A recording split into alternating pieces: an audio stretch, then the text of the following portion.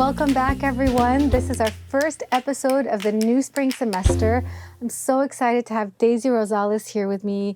Daisy, you're an alum of the program. You are my mentee in the program on entrepreneurship, and you're back to talk to my students. We're so grateful to you for flying all the way out from the West Coast. Thank you for being here. It's so nice to be here with you. So let's start by tell us a little bit about Brio, your startup. I know this is like your 5th year working on it. Tell us what you do and what are the main ways it's grown over the years? Sure.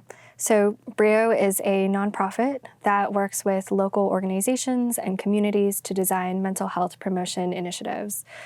We partner with organizations that are already working in education or workforce development or leadership, particularly in vulnerable or marginalized communities, and we help them design programs that help people to build psychological skills.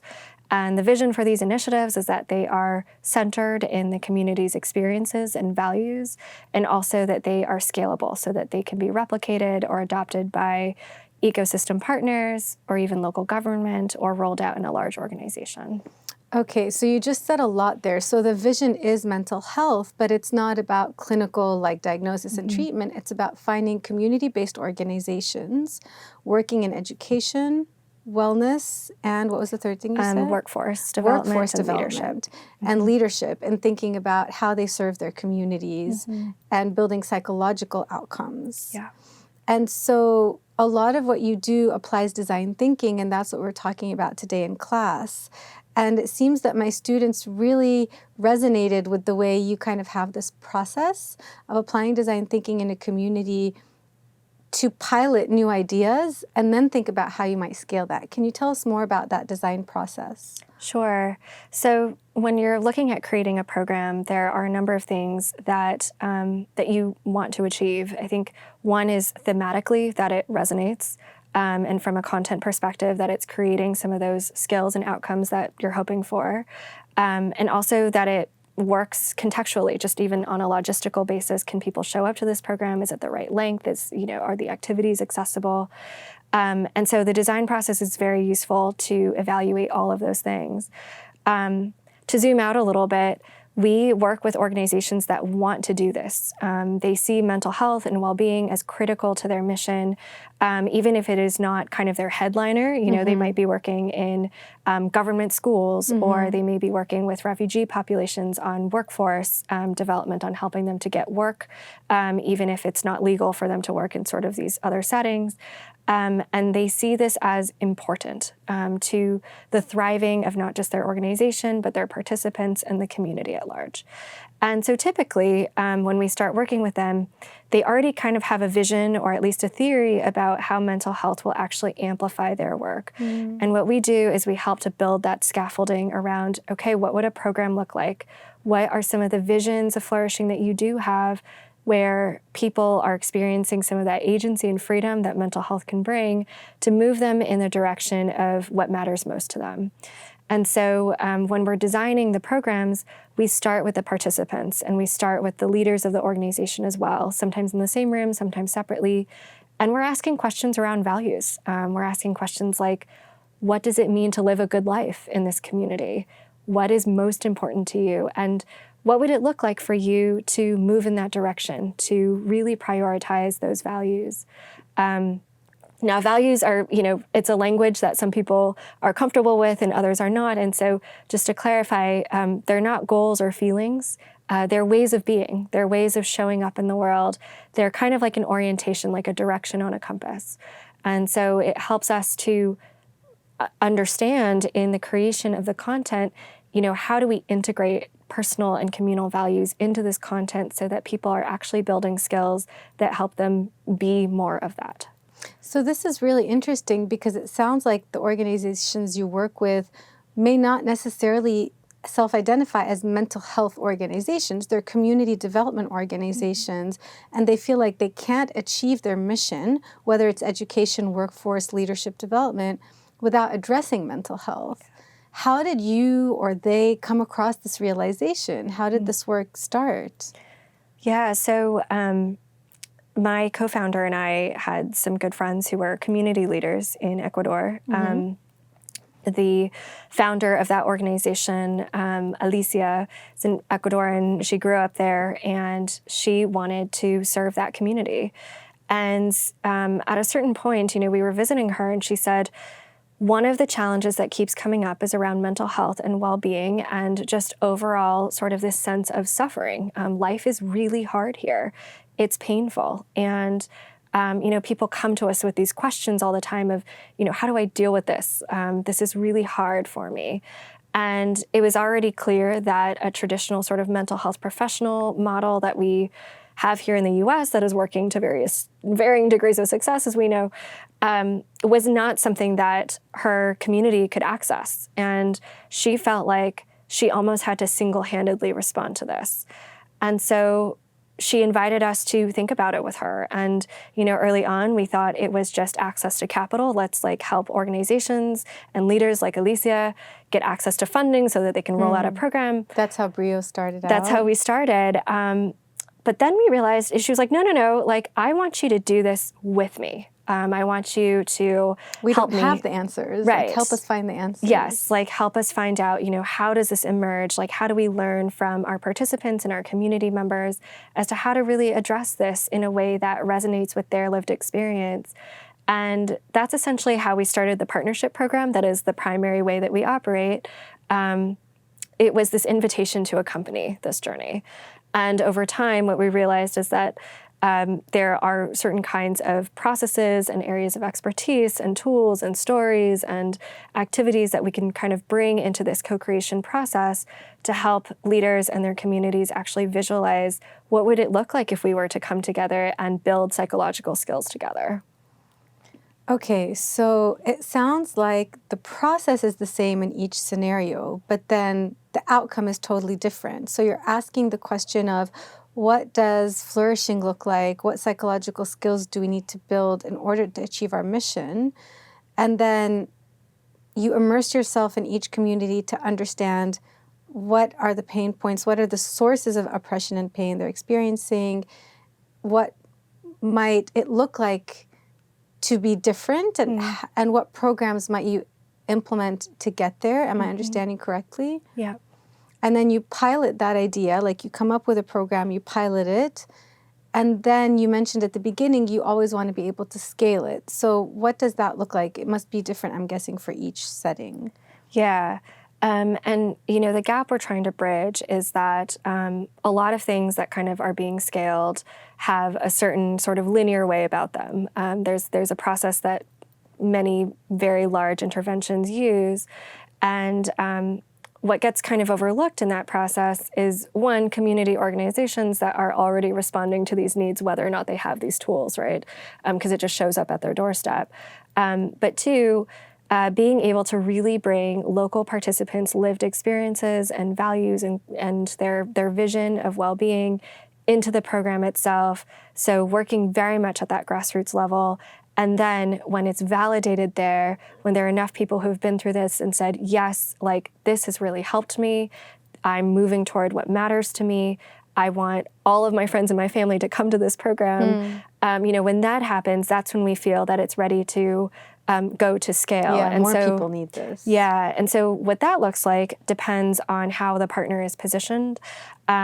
We do choose to work with partners that have either that ambition or that motivation, that sense that, this is not just something they need as within their organization and the communities they work with, but even more broadly in their region or their country or the state that they're working in, that it's needed more broadly.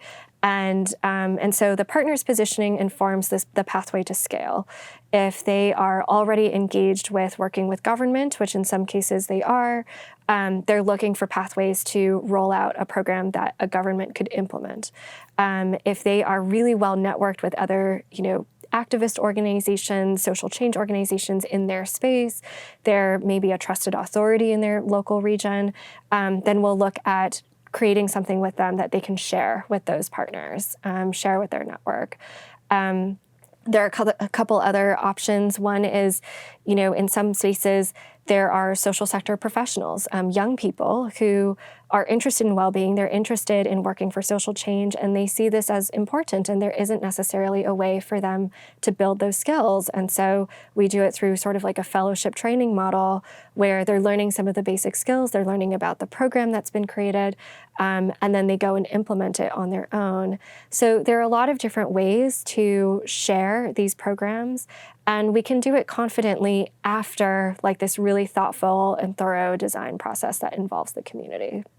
So I'm thinking, you mentioned that you're a nonprofit. I'm putting myself in the shoes of a funder. I'm imagining once you've piloted an innovation and your community partner is saying, okay, yeah, we want to partner with this government agency or this multilateral or this NGO, it's probably easy to get funding for that, right? Like we have a proven intervention or at least a tested intervention, and now we want to reach more people. So I can imagine how that gets funded, but from the global health or international development community. But then the actual innovation process, the design thinking process, where you're partnering with the community to figure out what they can do, how do you communicate that to stakeholders? And do you ever get the question of, well, why can't they do this without you? Like, why should we be paying you and them or funding you and them to do it? Yeah, I think it's a really tough question because, first of all, when we started this organization, we were very aware that, we are based in the United States. There is a narrative and a very real history around what it means for people from the West to work with people in other parts of the world, whether we call them the global South or just areas that where it's developing economies, and it's. We were really conscious of that power dynamic to begin with. And I think one of the things that we are really insistent upon is that what we're doing is working behind the scenes, strengthening the leadership and the capacity of these organizations in this particular way in the area of mental health, because they see it as important to advance the flourishing that they want to see. And so it is challenging. I think from an institutional funding perspective, it's a lot more comfortable, it's less risky. If someone is coming to you and they're saying, hundreds of people have already participated in this program, it's been tested, they were part of the design process, it has all of the values that we all say we want to be about, right? But none of the risk, because it's already been done. And so what you're funding is just getting it out to more people, and that feels really comfortable. I think the way that we talk about the design process is that it's co-creation. We want people to be a part of this process that is different. It's disrupting a lot of the way that this work has been done in the past. It's getting it in the communities. It's getting communities to respond and contribute and, actually be a part of this conversation from the beginning. And so I think that people who get excited about this work are driven by those values, are driven by a collective vision of creating things that isn't just tested in a lab and then rolled out. It's something that is validated along the way. And I think it's also changing a bit of what it means to tackle mental health. A lot of mental health narratives kind of have this mechanistic framework that they're coming at it where, oh, this thing is broken and we just need the right tool or the right thing to fix it. And once we tweak it right, you'll be on your way. Whereas the construct that we use around, it's called psychological flexibility, is much more process-oriented. It's helping people to build new mental processes to relate to their experiences in new ways. And so in that way, our design process is also a process. It's not just coming in, solving a problem and leaving. It's about co-creating that, and that is actually part of the intervention itself. Okay, I want to ask you more about psychological flexibility, but first just to follow up on my previous question. So the team of this community development organization gets it, they want to apply design thinking, they meet you through a common acquaintance or reach out to you one way or the other and ask you to help facilitate that. What about their constituents? They're seeing this outsider coming in and trying to connect with them on the most painful things in their life. Tell us a little bit more about your experience in connecting with people across different settings. How are you able to really go deep with them in order to figure out what it might look like to understand their pain and to understand what it might look like to flourish and to design programs to flourish. Yeah, and every context can be different with regard to how they feel about people coming from outside. But I will say that when we first started this, I was really worried about that. And there is a way, as we've discussed, that these interviews can be extractive, especially when it's just for the good of research or something. You're just trying to gather information. Or a donor who wants heads, like, I gave this much money, I reached this many people. Yes. In which case, then the temptation to compulsion is really strong, right? Because you got to deliver on that. First of all, it's an invitation. I think a lot of times, the organizations, they don't force anyone to come to these things. They're sort of saying, look, we have selected this partner, we want to work on this, and we want to hear from you. We're going to be facilitating some conversations around what's important to you and what's hard for you. Do you want to be a part of this? And more often than not, people actually want to come and talk about this. The responses that we've gotten have not been like, wow, that was so invasive, I felt so uncomfortable, which is a valid response to this, but instead it was particularly, with a refugee population, it was, we didn't know that people outside of our context were even thinking about us. And the other thing they said was, no one has ever asked us these questions before, and we never thought anyone cared about what we thought about our lives.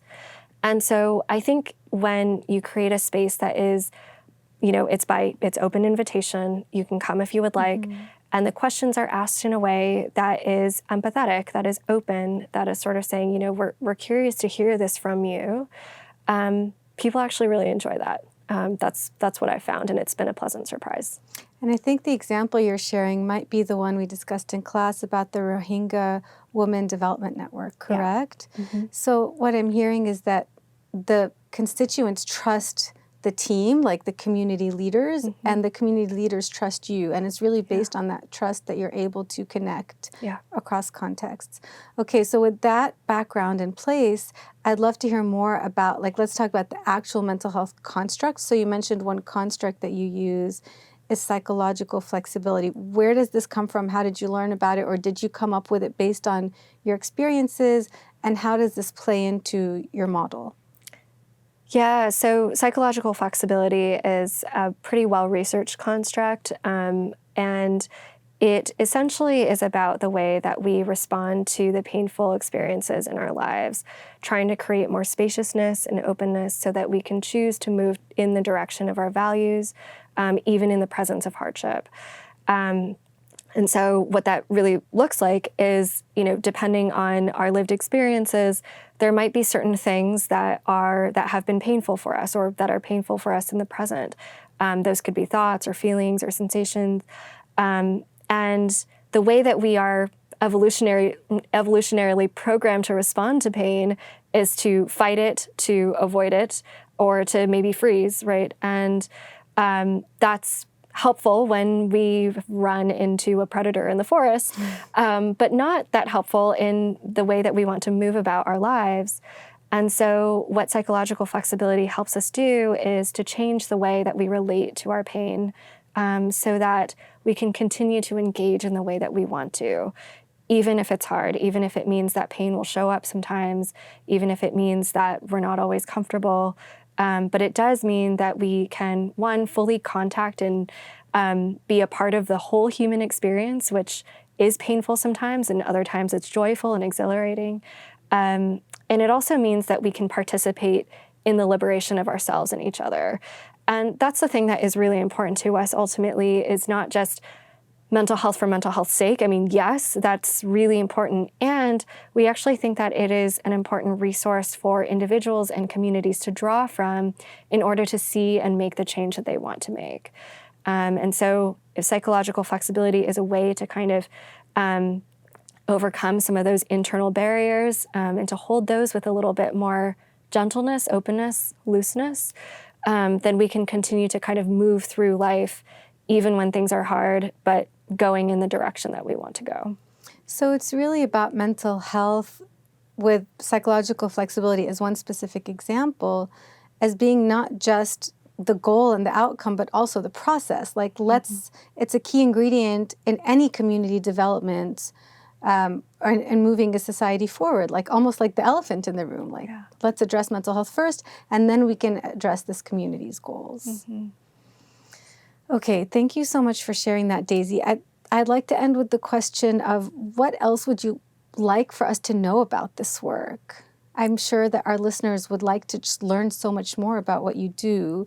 What else do you think is important to share, and where can they learn more?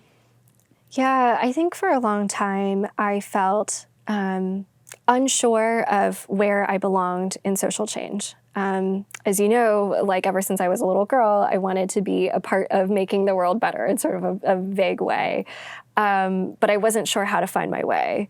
And, what I love about the work that we do and the way that we do it is that it's accompaniment and it's mutuality. I feel healed by this work in a lot of ways. I'm doing it not just for people out there who are not me, but it is myself as well. And so that self-inclusion piece is really important, I think, in social change. Many of us feel like we should be excluded somehow, like, my life is to serve, like other people. We're the privileged ones. Right. Either that, it's like either I'm not included in this because I haven't suffered enough, or maybe like I have access to resources, I have to pass them out. And, it comes from a place of truly desiring to serve. And I think that a lot of the work does require sacrifice, but ultimately, it's important to include ourselves. And that's not just to prevent burnout or, to not be hypocritical about it, but to actually see that, this vision is whole, and it is not whole without us. It is not whole without us. And each community has its own pain points and its own oppression. But I think, one thing we were talking about earlier was like, if you're trying to say, one thing that the human condition has in common is that all humans suffer, and that's a way for humans to connect with each other. I think you were saying that either you were worried or that someone else was saying, oh, but you could get pushback about like you're eliminating diversity.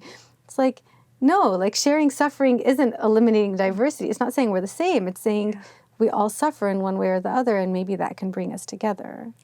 Yeah, I think that it does feel almost dangerous sometimes to say, like, there's a common humanity here, because people have used that as a weapon to erase distinctive experiences of particularly marginalized identities.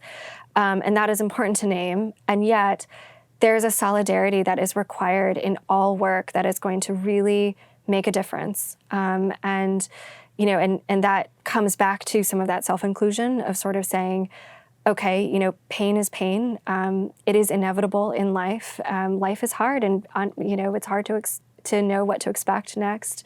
We're surprised by it sometimes, and so maybe there's a way that we can come together across difference, naming what needs to be named, but also saying there's something that we share here. I'm really inspired by leaders who have come before us, long before us, who have named that, our liberation is bound up with each other's, right? And it's one of those things that really motivates me in realizing it's not just that I would love to see others to experience some of that freedom and agency, but they actually want it for me as well. And so some of that has informed the way that we've been able to have these conversations across difference, across borders, across different kinds of lived experiences, but still be able to connect and make meaningful differences together. And it wasn't your idea. It was this woman in Ecuador's idea. It's not like you're trying to take Western concepts and transfer them to someone else. In fact, these are actually not Western concepts at all. They're universal. Can you share some of those leaders that you mentioned have inspired your work? Yeah, there's a quote by Lilla Watson, who I believe is an Indigenous woman from Australia. And she essentially says, if you've come here to help me, you are wasting your time. But if you're here because your liberation is bound up with mine, then let's work together. So that is a big piece. That is attributed to her. And it really moves me, because I think that there's this global sense of solidarity that we can experience around how do we turn toward those painful places in our lives and care for them? And solidarity does not eliminate diversity. It's not saying that we're all the same. It's just saying we stand together. Yeah. Thank you so much, Daisy. I'm really grateful to you for sharing this with us. I hope our audience will visit Brio. Is that startbrio.org. Startbrio.org and Start Brio on social media. I know you just published your annual report, and they can read about more case studies and follow your work. And we hope you'll be back to talk to us again soon. That would be great. Thank you so much. Thanks, Marissa.